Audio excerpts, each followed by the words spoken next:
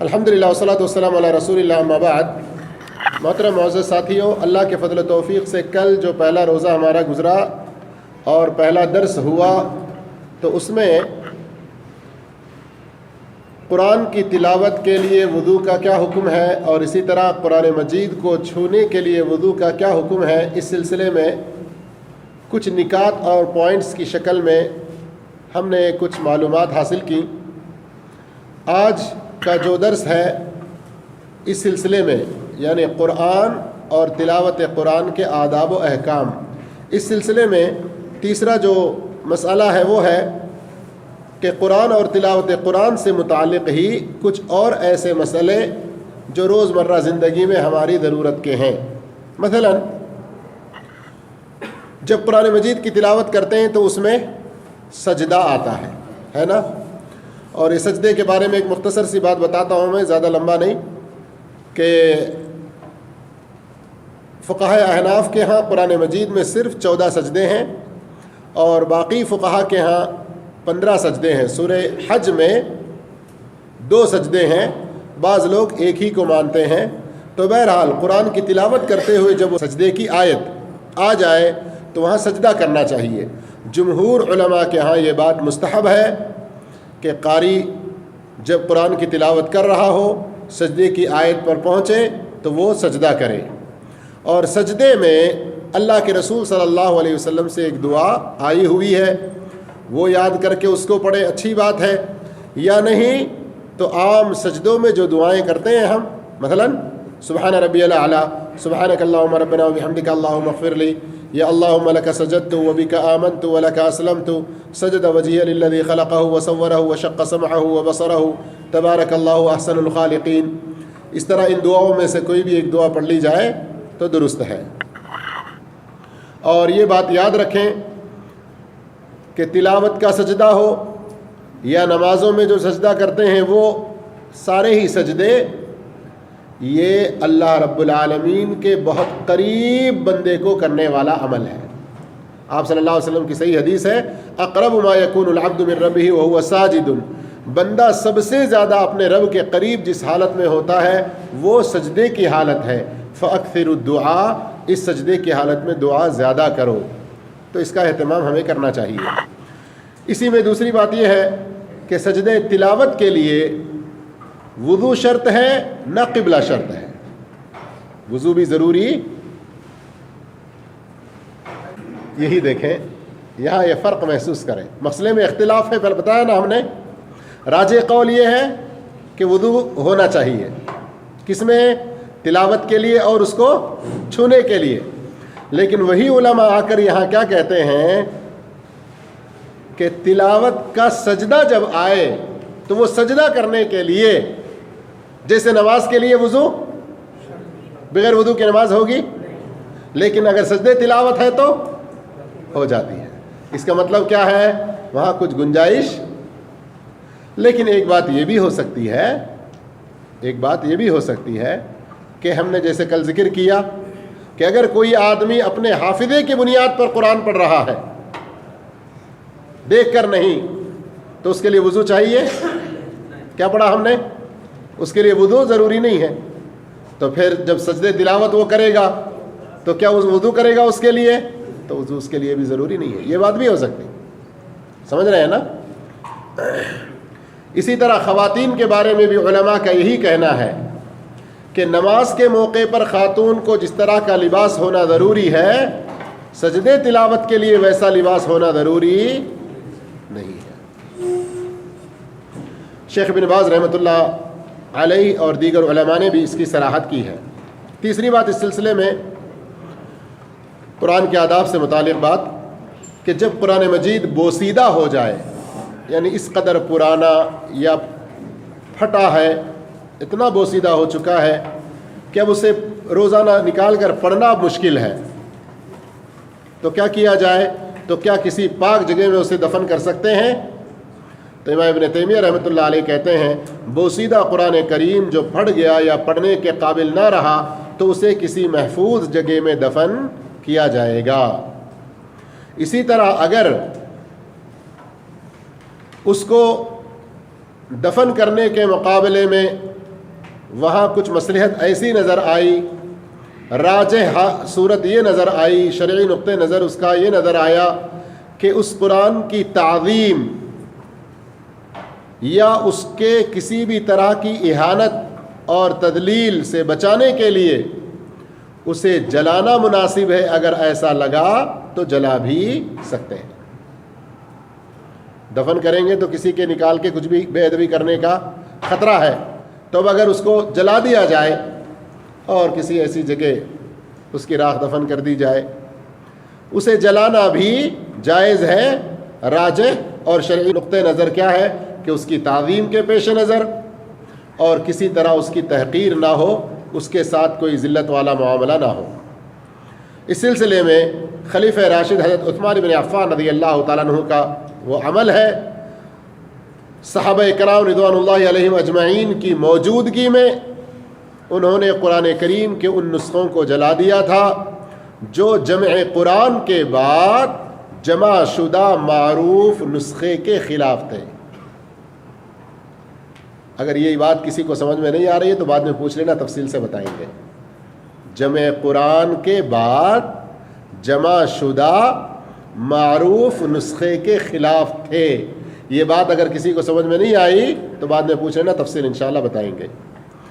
چوتھی بات یہ ہے کہ قرآن کریم کی تلاوت ترتیل سے کرنا چاہیے، یہی چیز مستحب ہے، اور اللہ نے اسی بات کا حکم دیا، ورتل القرآن ترتیلا، قرآن کو ٹہر ٹہر کر صاف پڑھا کرو۔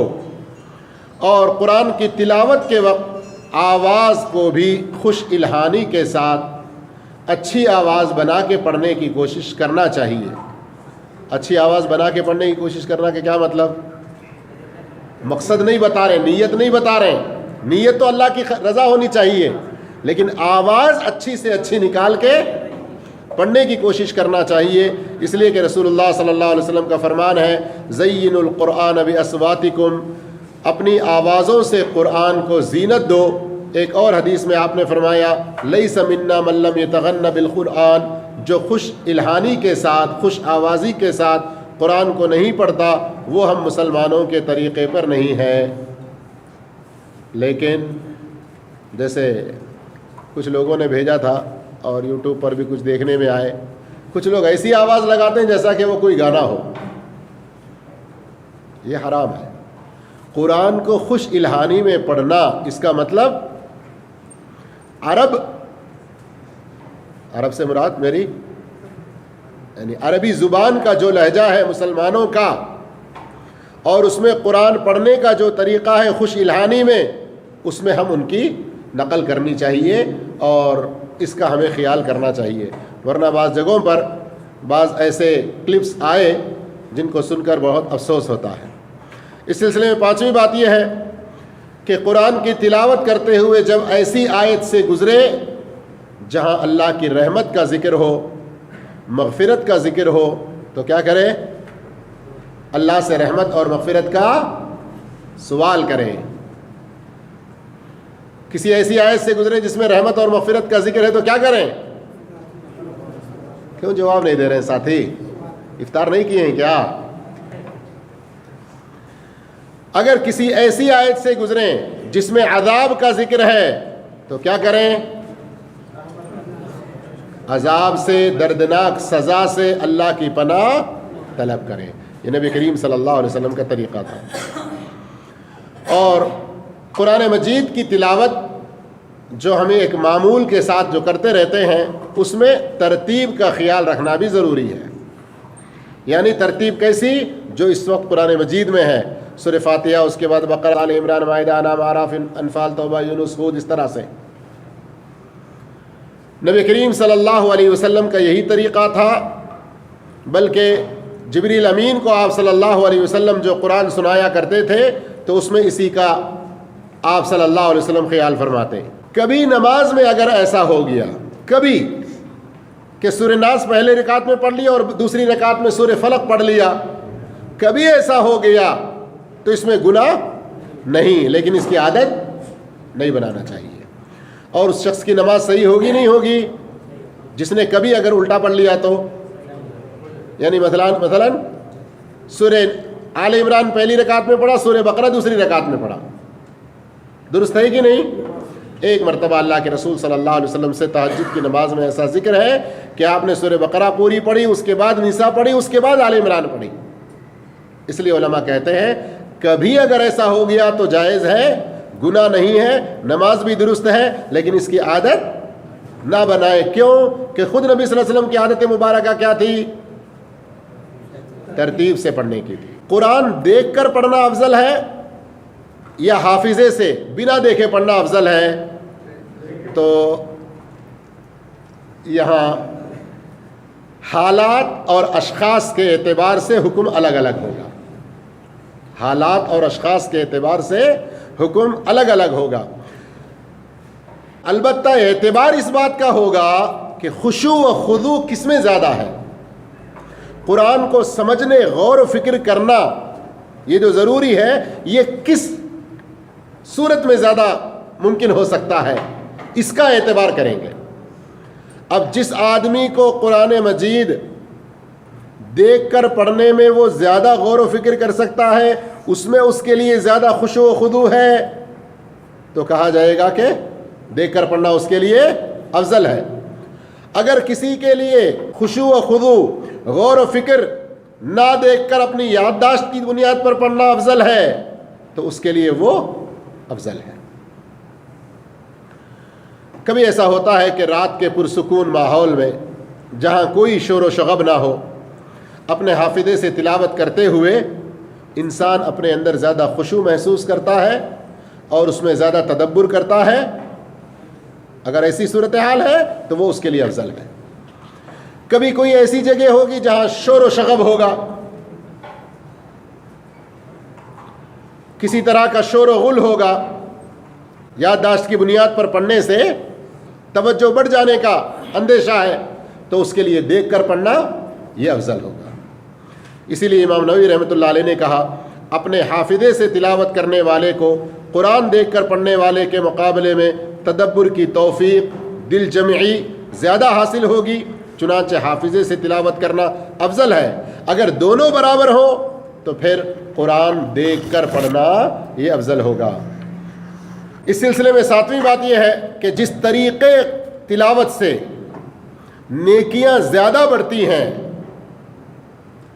یعنی وہ کون سا طریقہ تلاوت کا جس سے ہماری نیکیاں زیادہ سے زیادہ بڑھتی رہیں, تو وہ کون سا طریقہ جس میں زبان حرکت کرنے لگے. اب یہ ایسے نکال کے ہم پڑھ رہے ہیں, پڑھنا تو ہوتا ہے نہیں ہوتا ہے. میں پڑھ رہا ہوں, مستحب ہے کہ جب کسی آیت, یعنی ابھی نہیں, ابھی تو اونچی آواز میں پڑھ رہا ہوں, لیکن پہلے میں پڑھ چکا ہوں, لیکن کچھ پتہ چلا. اسی لیے علماء کہتے ہیں کہ کم سے کم زبان ہلے اور ہونٹ ہلنے لگے. شیخ عبدالعزیز ابن باز رحمۃ اللہ علیہ اور اسی طرح شیخ محمد بن صالح العثیمین رحمہ اللہ کہتے ہیں کہ قاری قرآن کو تلاوت کی فضیلت اسی وقت حاصل ہوگی جب وہ قرآن کو الفاظ کی شکل میں ادا کرے. اس لیے کہ نطق, لفظ اسی کو کہتے ہیں, قول اسی کا نام دیا گیا ہے جو نطقاً ادا ہو, لفظ میں ادا ہو. جب تک ہونٹ اور زبان حرکت نہ کرے تو وہ نطق ہوگا ہی نہیں. ایک آدمی منہ بھی بند ہے, ہونٹ بھی نہیں حرکت کر رہے, زبان بھی حرکت نہیں کر رہی, کتنی اچھی بات کر رہا ہے, کتنا اچھا بول رہا ہے, بولتے ہیں. آ رہی سمجھ میں بات؟ ایک آدمی کی زبان بھی نہیں ہل رہی اور ہونٹ بھی نہیں ہل رہے, تو کیا آپ اسے کہتے ہیں کہ کتنا اچھا بول رہا ہے؟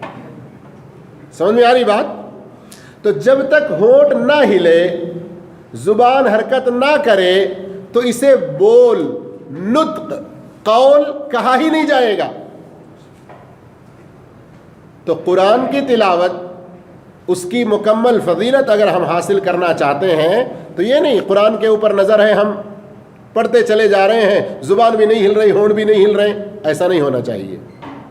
لیکن ایک بات جو یہاں نہیں ہے, اللہ کے رسول صلی اللہ علیہ وسلم کی ایک حدیث بھی ہے کہ مسجد میں یا لوگوں کے درمیان میں بیٹھ کر جب ہم قرآن پڑھنے لگیں تو اتنی اونچی آواز بھی نہ کریں کہ بازو میں کوئی نماز پڑھ رہا ہے یا قرآن پڑھ رہا ہے تو اسے ڈسٹرب ہو جائے. سمجھے نا؟ زبان حرکت کرنا ہے, ہونٹ حرکت کرنا ہے, اس کا مطلب اونچی آواز نہیں کہہ رہے ہیں. 8ویں بات, بعض لوگ پابندی کے ساتھ تلاوت کے اختتام پر صدق اللہ العظیم کہتے ہیں, جبکہ قرآن و سنت سے اس کی کوئی دلیل نہیں ملتی. اس لیے یہاں کی جو لجنہ دائمہ ہے, فتویٰ کی جو ہمیشہ کی ہے کمیٹی, ان کا یہ کہنا ہے, ان کا یہ فتویٰ ہے کہ ہمیشہ اس کی پابندی کرنا یہ بدعت میں آئے گا, جسے چھوڑنا واجب ہے.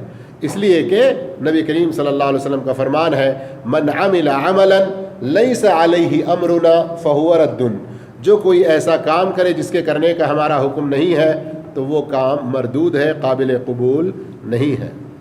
کبھی ایسا ہی کسی نے پڑھ لیا کوئی بات, کسی ایسے جملے پر اختتام کیا کہ اس کا مفہوم, اس کی بات اس کو ایسے لگی صدق اللہ العظیم, اللہ نے کیا بات کی ہے, اللہ نے کتنی سچ بات بتائی ہے.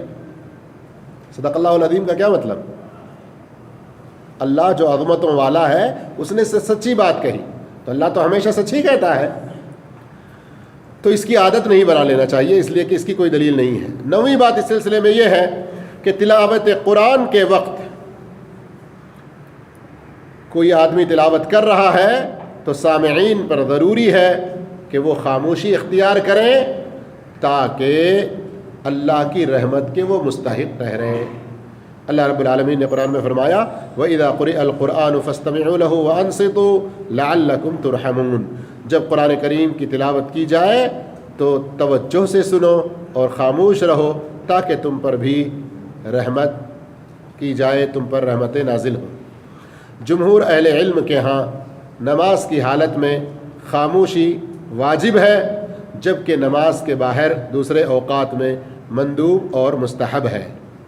لیکن یاد رکھیں, ہمارے ہاں لوگ اختلاف کرتے ہیں, امام سورہ فاتحہ پڑھے تو پیچھے کوئی سورہ فاتحہ پڑھنا چاہیے کہ نہیں پڑھنا چاہیے. تو اس سلسلے میں رسول اللہ صلی اللہ علیہ وسلم سے جو حدیثیں آئی ہوئی ہیں اور حضرت ابو ہریرہ رضی اللہ عنہ کا جو فتویٰ اس سلسلے میں بڑے واضح طور پر مسلم شریف میں ہے, انہوں نے اپنے شاگردوں سے یہی کہا کہ اقرأھا فی نفسک, اپنے دل میں اس کو پڑھو. تو بہرحال جو علماء کہتے ہیں نہیں پڑھنے کے بارے میں, ان کے مقابلے میں پڑھنے کا جو کہتے ہیں ان کی دلیلیں مضبوط نظر آتی ہیں. ہمارے ہاں کچھ لوگوں کی عادت ہوتی ہے قرآن کریم کو بوسہ دینے کی. چونکہ نبی کریم صلی اللہ علیہ وسلم سے اس سلسلے میں کوئی مستند بات اور صحیح حدیث ثابت نہیں ہے, اس لیے اس کو ایک سنت, ایک نیکی کا کام سمجھ کر ہمیشہ اس کی عادت ڈال لینا یہ بھی ایک بدعت میں آئے گا, اس سے بچنا چاہیے. لیکن کبھی ایسا ہوا کہ قرآن پھسل کے گرنے لگا یا گر گیا, اس کی عظمت کے پیش نظر اٹھا لیے, سینے سے لگا لیے, اس کو چوم لیے, یعنی انسان سے کچھ ایسی تقصیر ہوئی جس میں وہ اس سے اپنی محبت کا ایک اظہار کر رہا ہے, تو یہ ایک کبھی کبھار کی بات ہے. بعض علماء نے اس کی اجازت دی, لیکن اس کی ایک عادت ڈال لینا یہ کسی صورت میں درست نہیں ہے. اسی طرح 10ویں بات یہ ہے کہ قرآن بڑی بابرکت کتاب ہے, تو اس کی برکت کیسے حاصل ہوگی؟ کیسے حاصل ہوگی؟ اس طرح کا یہ ہرا قرآن گھر میں اوپر لٹکانے سے یا بلو والا قرآن لٹکانے سے؟ ہاں, اس کو بہترین ریشم کے جزدان میں لپٹ کے رکھنے سے زیادہ برکت ملے گی یا صرف ایسے ہی رکھنے سے برکت ملے گی؟ ہاں, ماشاءاللہ ماشاءاللہ. جی ہاں میرے بھائیوں, قرآن کا جو ادب و احترام کرنا ہے, لیکن اس کی جو حقیقی برکتیں ہماری زندگیوں میں, ہمارے گھروں میں, ہمارے بال بچوں میں, ہمارے روزمرہ کی زندگی اور کمائی وغیرہ میں جو اس کی برکت حاصل ہوگی تو وہ حاصل ہوگی اس کی تلاوت, اس کو سمجھنے اور اس کے مطابق عمل کرنے.